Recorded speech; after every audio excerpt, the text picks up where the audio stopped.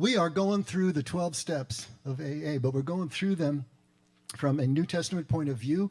We're kind of merging the way that the steps have come from and can return to Jesus' teaching of the way, that this way of Jesus, these concrete steps that he gave us, instead of any kind of highfalutin theology, is our way through life, but also our way to make the complete circuit back to the Father, back to our God, back to the garden, if you will, when we first stood in the garden in the cool of the evening with our Lord and didn't even know we were naked.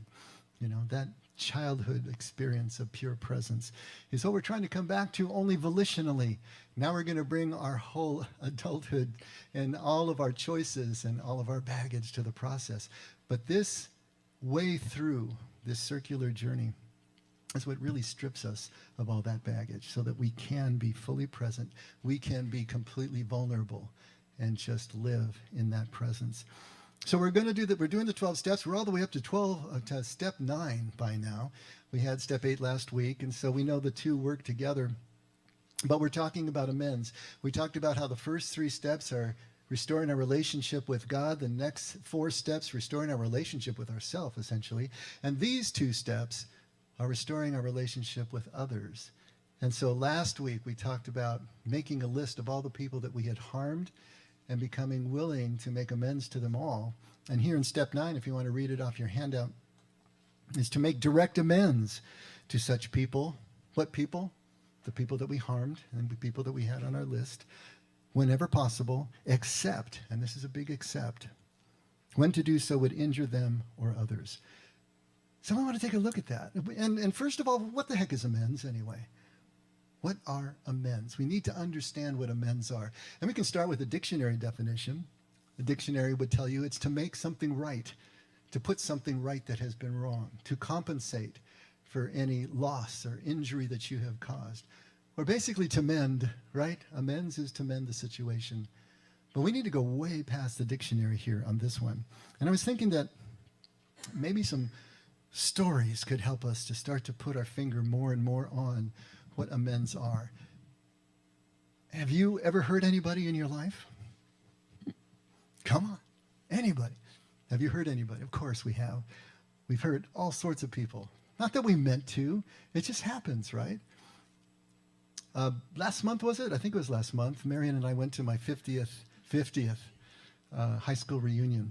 So getting up there, right? And it was great to do that. But 10 years before, we went to our 40th. And I went to an all-male high school, Catholic high school, and we had the obligatory all-female Catholic high school right across the street.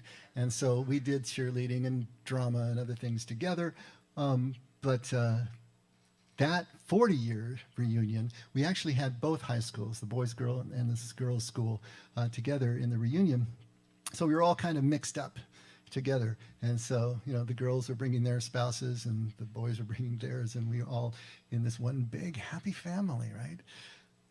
In my senior year, there was a girl that I dated almost all senior year long.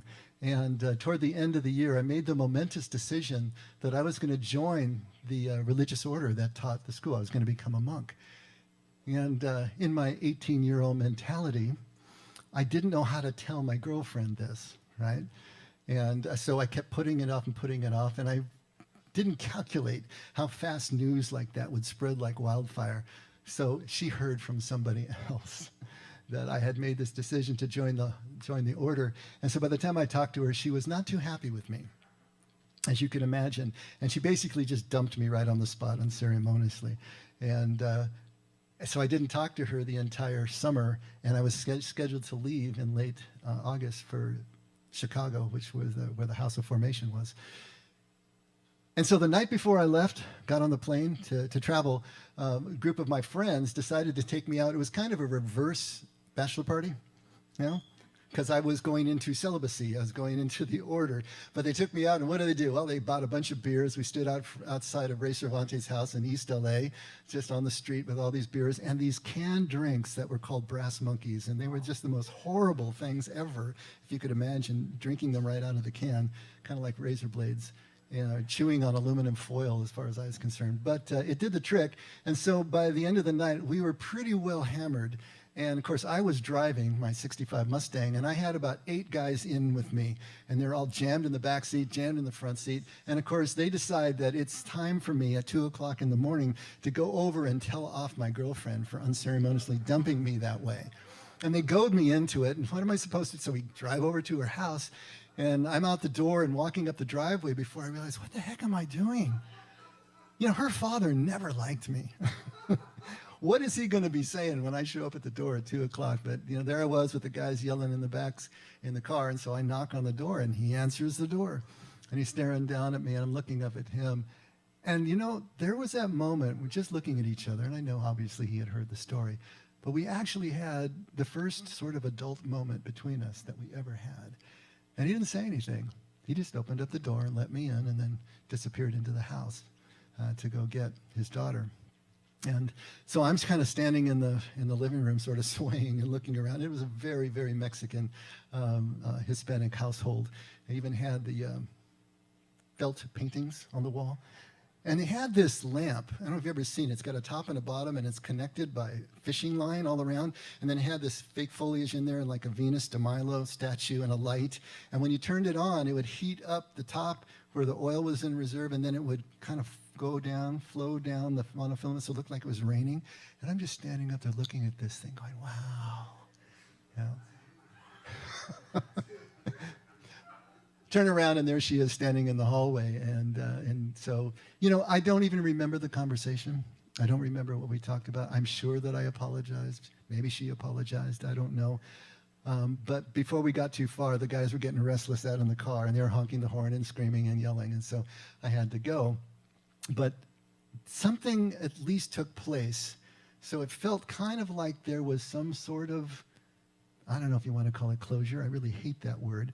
But at least there was apology made, and apology extended and received. So is that amends? Is that what we talk about when we make amends? You know, 40 years later, here we are. We're at the reunion, and she comes up to Marion and me, and of course I recognized her right off. And we hugged and introduced her to Marion, and we just laughed and we talked, and didn't even talk about that incident, really. But it was like, there was almost like acknowledging the end of a conversation. It was like putting a period on the end of the sentence. Because here we were 40 years later, our lives had gone in completely different directions, and we were our own people. But it was kind of nice just to stand there and laugh and reconnect for that moment. Haven't talked to her since, or any of the people that I met since, but at least there was that. So is that acknowledgement? Is that closure? Is that the amends? Is that what the purpose of amends is all about? I mean, it feels great to come full circle, to come to that closure, but what is the purpose? I know you're all going to find this really hard to believe, but every once in a while I hurt Marion's feelings. Yeah. I know. It just seems impossible, right? And when I do, I instantly know, because I know her, she knows me, body language, facial expression, everything. And I feel terrible, you know, me being me. I don't always know what it is that I did, but, you know, at least I know I did something. And I want to fix it. I have this, you know, I feel bad. I want to fix it. I want to do it immediately and fix it. And sometimes she's just not ready to talk, you know. And that's really hard for me, because I want to fix it now, right?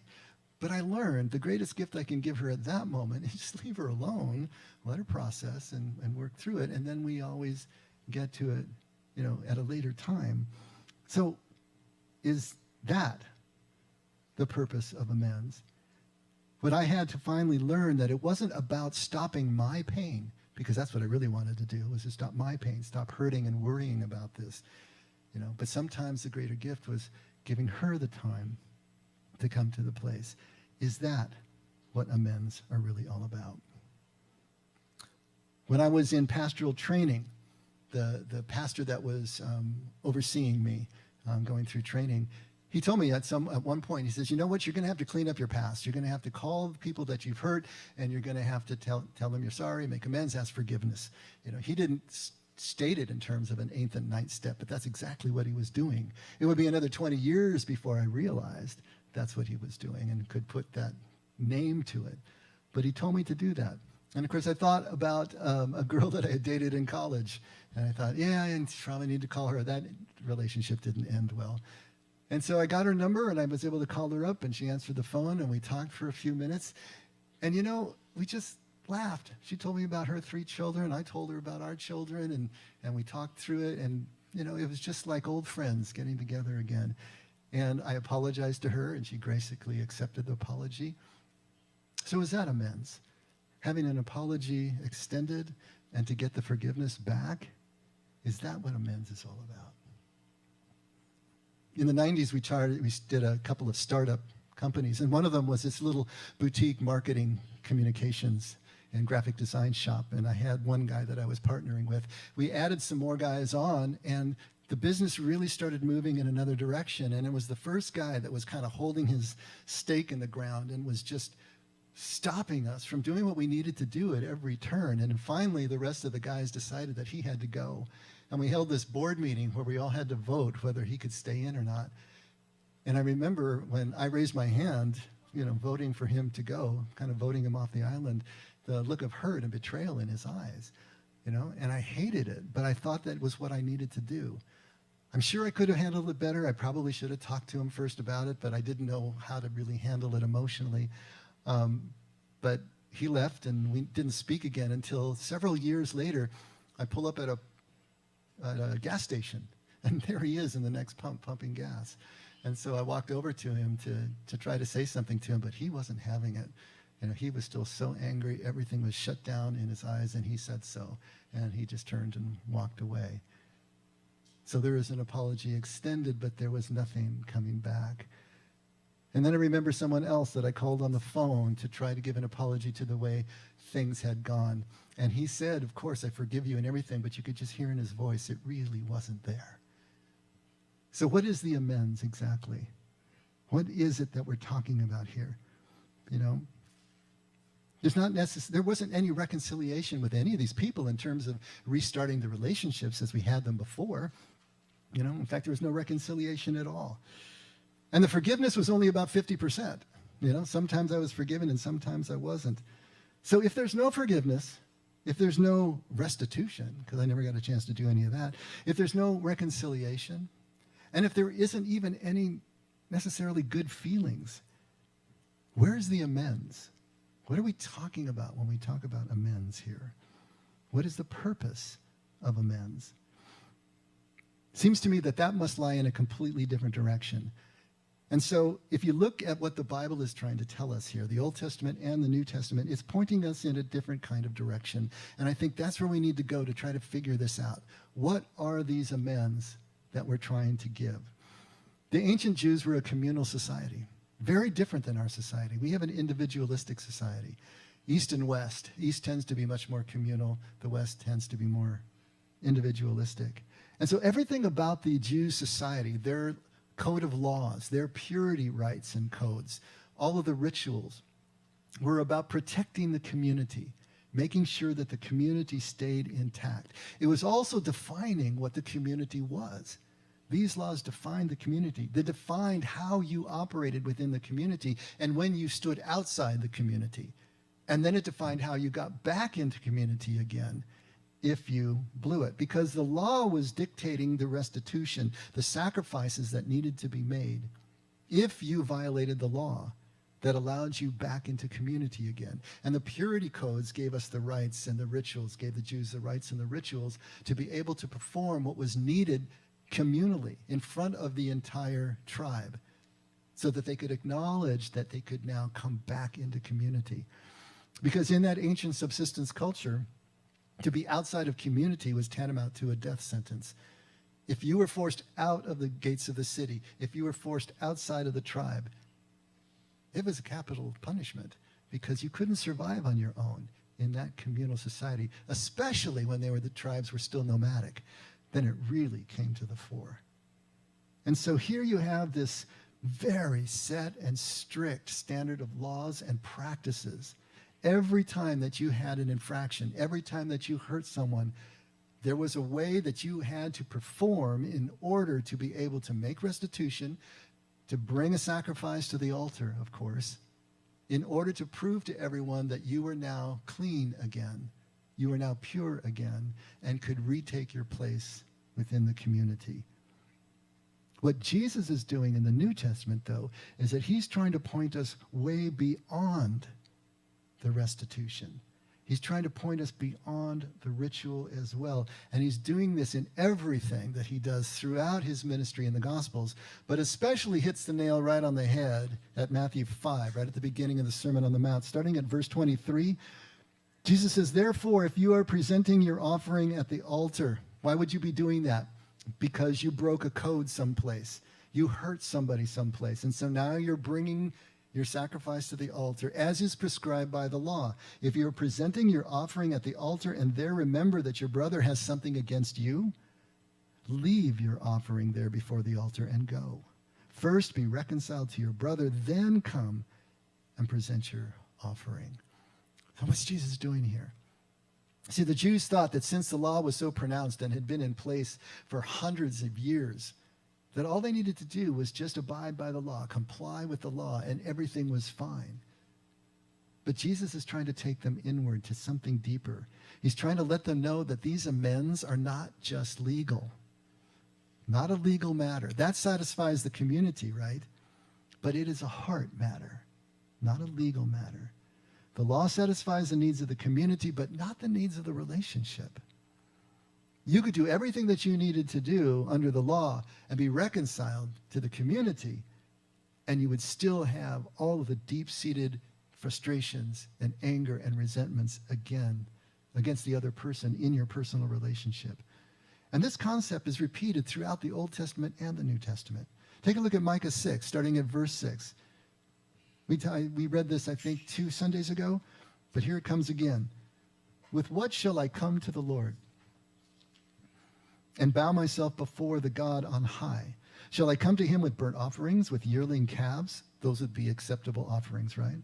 Does the Lord take delight in thousands of rams, in 10,000 rivers of oil? Shall I present my firstborn for my rebellious acts, the fruit of my body for the sin of my soul? He has told you, the Lord has told you, O man, what is good. And what does the Lord require of you? But to do justice, to love kindness, and to walk humbly with your God. Micah is taking that and turning it completely around. It's not about complying with the law. It's not about the sacrifices you make. It's what's happening inside and how you relate. Do you love kindness? Do you do justice? Are you humble in your relationships with God and with each other? And then Isaiah picks it up at 1:11. What are your multiplied sacrifices to me, says the Lord? I have had enough of burnt offerings of ram and the fat of fed cattle, and I take no pleasure in the blood of bulls, lambs, or goats. When you come to appear before me, who requires of you this trampling of my courts? Bring your worthless offerings no longer. Incense is an abomination to me. New moon and Sabbath, the calling of assemblies. I cannot endure iniquity and the solemn assembly. I hate your new moon festivals and your appointed feasts. They have become a burden to me. I am weary of bearing them. So when you spread out your hands in prayer, I will hide my eyes from you. Yes, even though you multiply prayers, I will not listen. Your hands are covered with blood. Wash yourselves, make yourselves clean. Remove the evil of your deeds from my sight. Cease to do evil. Learn to do good. Seek justice. Reprove the ruthless. Defend the orphan. Plead for the widow. Obviously spoken in very anthropomorphic terms. Of course, God is always listening to us, but they're making a really big point here. It's not about just following the law to the letter and keeping your heart far from God, keeping the relationships continually broken, even if the law allows us to come back into community. And what you don't have in your inserts is Hosea 6:6. For I delight in loyalty rather than sacrifice, and in the knowledge of God rather than burnt offerings. It's all through the Old Testament. It's all through the New Testament. Back in Matthew chapter 7, verse 21, Jesus says, not everyone who says to me, Lord, Lord, will enter the kingdom of heaven, but he who does the will of my Father who is in heaven will enter. And many will say to me on that day, Lord, did we not prophesy in your name, and in your name cast out demons, and in your name perform many miracles? And then I will declare to them, I never knew you. Depart from me, you who practice lawlessness. And of course, that brings all sorts of scary images into our mind that God would just simply reject us. even though we really didn't know what we were doing. And of course, that's not the case. But what Jesus is trying to do is make the exact same point that the prophets before him were making. That just because we do everything that we think we're supposed to do, and we do all these great things to build the edifice of our churches or whatever ministry it may happen to be, if we have not actually become present to each other, become present to God's presence, how in the world are we going to know who he is? How are we going to know what it really means to be one with God? We just have not entered into the kingdom as Jesus defines it, that quality of life that is defined by presence. So Jesus is trying, the entire pantheon of the prophets are trying to take us this deeper step beyond just complicity, beyond just restitution, into a whole different way of dealing with each other. So what it basically boils down to is that the amends themselves, the restitution, the balancing of scales, that's not the point. That's not the goal. Shalom is the goal. And we defined that last week as the greatest amount of healing and wholeness and connection and unity that is possible. That is the goal. The amends must lead to shalom, or they are irrelevant. Just as your gift at the altar, leave it there. It means nothing. Go back and work on shalom. Those are the true amends. Anything that leads to shalom. That's it. And he's also talking about, if we try to make these amends as we think they should be made, and we actually bring some harm to somebody because of it, because we're triggering something in them, because they weren't ready to be able to process this, because it brings information to them that they didn't have before and don't really need now. Or it becomes knowledge among a greater group of people. There's so many things that can injure people. That is not the amends that we should be making. That does not lead to shalom. It leads to greater hataha, the separation or the sin. And so at Matthew 5:20, when Jesus says, unless you exceed the righteousness of the scribes and the Pharisees, which was all about just these laws, right? You cannot enter the kingdom of heaven. He's trying to say that you need to exceed the law in order to be able to make shalom, to be able to enter kingdom as Jesus understands it and has taught it to us. And so we as modern Westerners, we have a problem with all of this, of course, because we're an individualistic society. We're not communal. We don't understand the context from which all of this comes. And we're, at this point, here in America, we're pretty sensitive people, aren't we? We're very offendable people, aren't we? Right. We're very emotional. We have a very high victim salience. That's a big word, right? That means we're always thinking about victimhood. We're always seeing ourselves as victims. All of this is working so against the normal communal understanding that the Jews had, because we as a culture are less concerned with community than preserving our individual rights. We're all about fairness. We're all about equality. We're all about equity, right? And we're less concerned with legal compliance than we are with simple relief of pain. That's really what we're after. But if reconciliation in the making of amends is not possible, and sometimes it's not, most times it's not, and if even relief of our pain is also not possible, or not even the goal, then why do we do these amends? What are they for? And I want to just posit to you all that it's all about forgiveness. Absolutely all about forgiveness. But forgiveness properly understood as freedom. To the Jews, sabak, freedom, was the same word, had the same root word as forgiveness. So to be set free is to be forgiven. To be forgiven is to be set free. Set free from what? Free from the victimhood that was perpetrated upon us, or free from the guilt and the shame, whatever it happens to be that is weighing us down, that has taken us out of balance.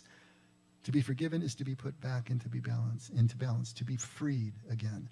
And this is both for the victim and the perpetrator, both. The freedom of forgiveness for both victim and perpetrator are essential to shalom. But we need to understand that forgiveness is not about the other person. Each one of us has to choose to become free, has to choose to be forgiven. We ourselves do that, and we're the only ones who can. So our forgiveness is not about the other person, even though we may say those words, I forgive you. What forgiveness is about is freeing ourselves. Jesus said in Matthew 6 a really interesting thing. He said, if you forgive your brother, then your Father in heaven forgives you. But if you don't, then neither does your Father forgive you. And it sounds like now it's conditional. Now we're just trained seals again. If we do the right thing, then we get the right result.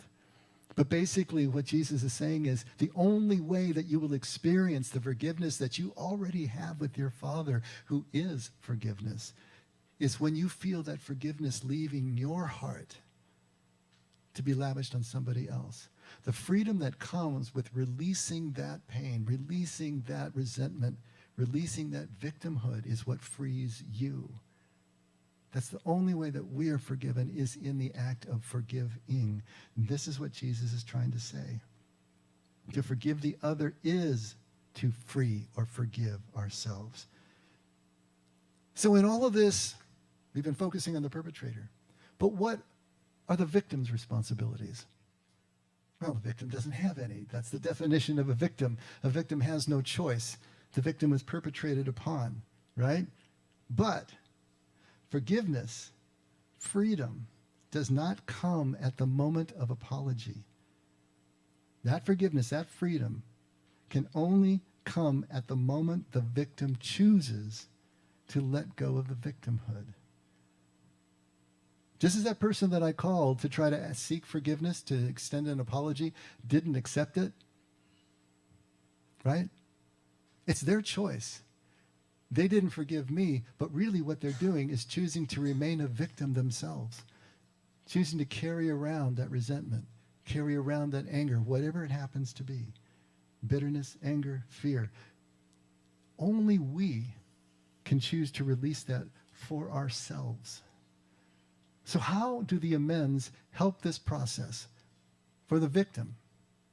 Well, we got to look at the perpetrator's role in all of this. What responsibilities does the perpetrator have? Well, if you, as perpetrator, created a victim, and that's what we do. When we hurt somebody else, we're creating a victim, right? The first thing we need to do is understand that victim's status and that victim's needs.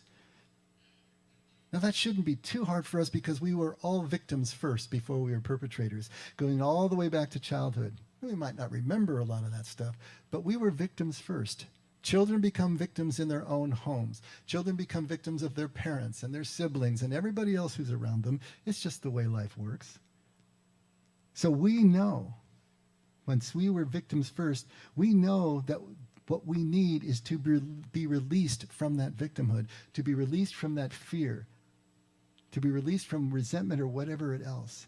And even though the perpetrator creates the victim, only a victim can uncreate the victimhood that they are experiencing. The perpetrator can't do that, and it's really hard to do. I want to read you just a little bit out of a book. Getting Past Your Past is the name of the book. And she writes, first of all, forgiveness is a goal. It's often done in stages, and too often people use the fact that they haven't fully forgiven someone to beat themselves over the head with it. You can try to forgive someone, but if you're not ready, you're not ready. Often forgiveness happens in stages, and sometimes forgiveness happens when you least expect, and sometimes it never happens. Second of all, forgiveness is about you. It's not about the other person.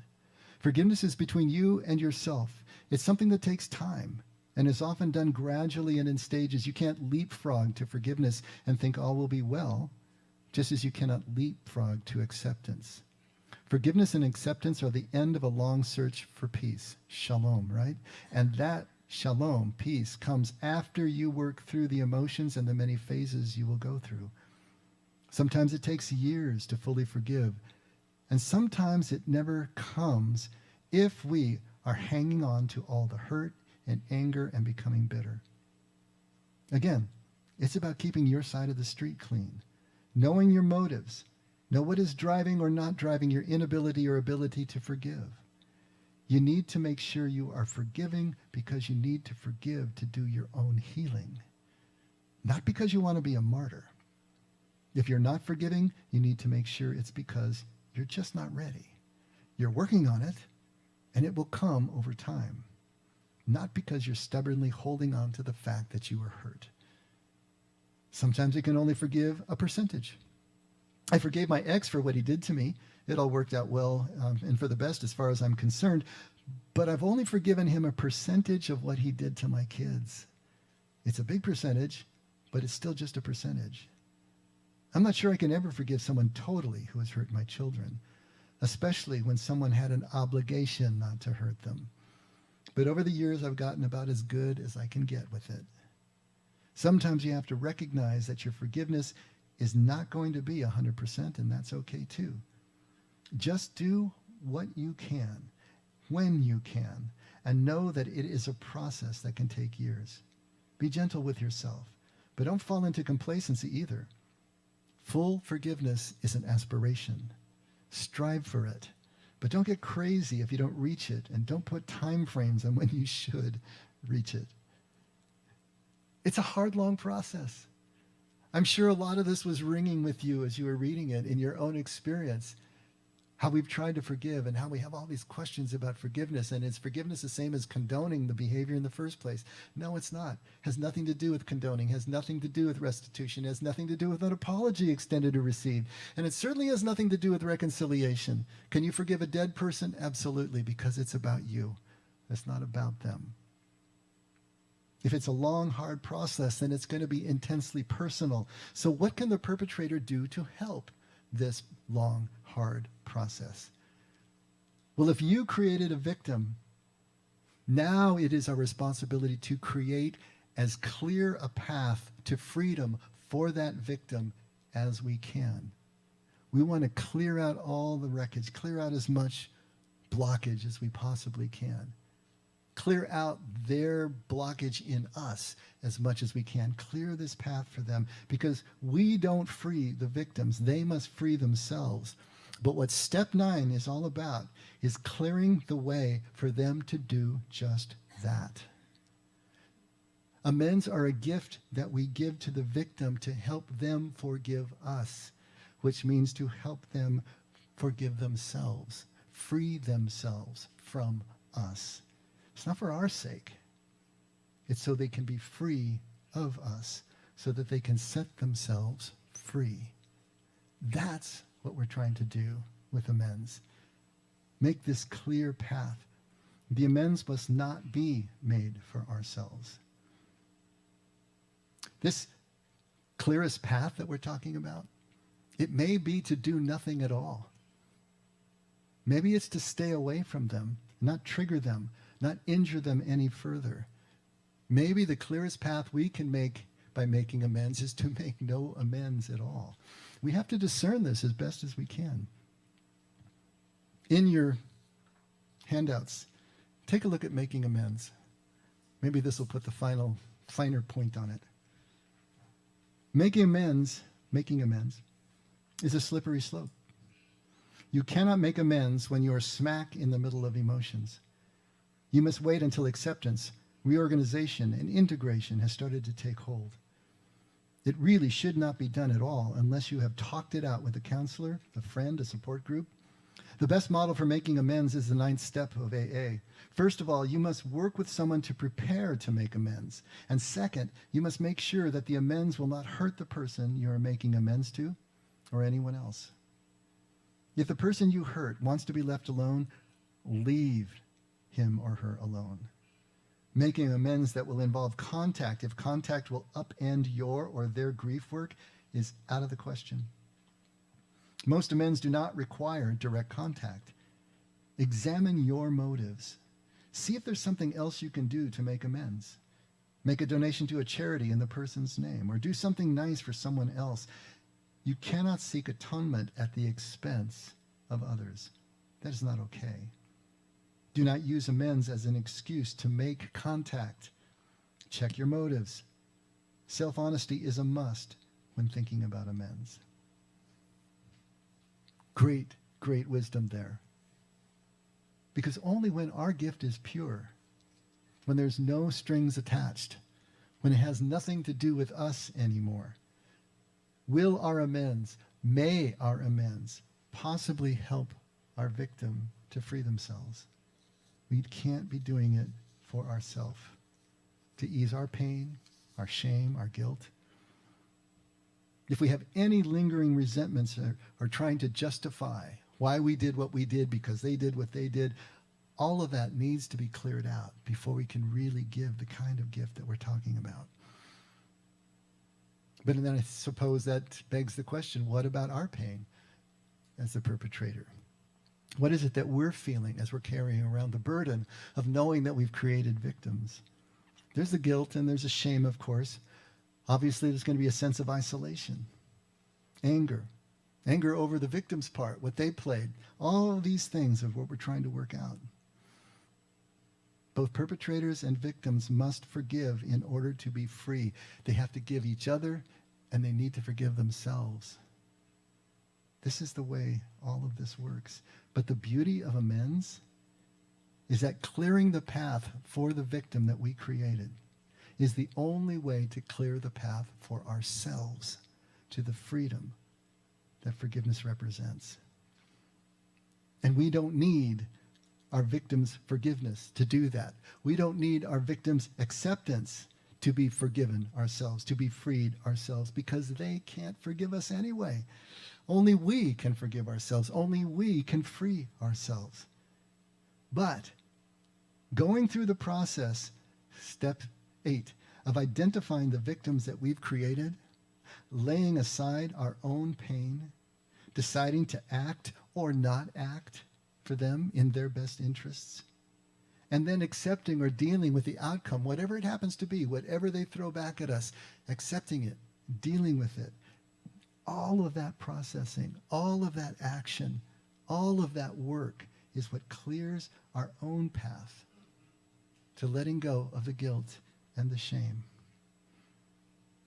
I've heard people who will never forgive me. Or I may never know if they actually do at some point. How would I know? But if I know that I cleared the best path to their freedom, then I can be free. Whether they are or not, that's their choice. Whether they forgave me or not, that's their choice. That's their journey. I just tried to clear their path as best as I could. Remember John 5 we talked about last week? Do you wish to be well? Do you wish to be well? Can you answer that question wholeheartedly? Can you answer that question in a way that you will do whatever it takes to really be well? Well, then there's good news. Because each and every one of us is just as forgiven, just as free as we wish to be, as we're willing to work to be. That's God's gift to us. Let's pray.